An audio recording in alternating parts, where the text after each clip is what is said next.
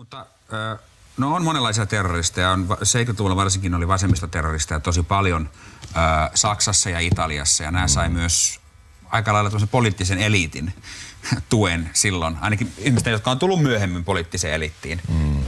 Mutta esimerkiksi nyt ikävä sana, mä tiedän, että niinku, nyt poistat vesipyssystä varmistimen, mutta tämä Breivikin tapaus Norjassa. Siis hän vastusti monikulttuurisuutta ja teki aivan kamalan teon, ampui viattomia ihmisiä. Niin miten sä suhtaudut siihen? Mitä sä mietit, kun sä kuulit siitä? Hän kuitenkin niin oli tavallaan joistain asioista samaa mieltä kuin sinä. Se ei tietenkään millään tasolla sun vika, mutta mitä sä ajattelit siitä? Maailmasta varmaan on mahdotonta löytää kahta ihmistä, jotka eivät olisi jostain asiasta keskenään samaa mieltä. Eihän Breivikin teosta voi olla kuin yhtä mieltä. Se oli karmea rikos ja kaikki se, mitä olen uutisissa nähnyt ja lukenut, niin viittaa yksiselitteisesti siihen, että Breivik on mielisairas ihminen. Ja on käynyt selväksi, että hän on toiminut yksin. Hänellä ei ole ollut minkäänlaisia liittolaisia. Hänellä on omissa harhamaailmoissaan.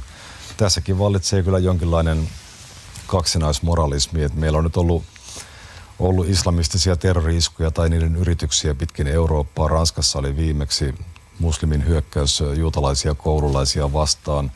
Me tiedämme, että Suomessa harjoitetaan Al-Qaidan rahoittamista. Meillä on kaikenlaisia yhteyksiä, mutta miten paljon media on käännellyt kiviä tässä tapauksessa?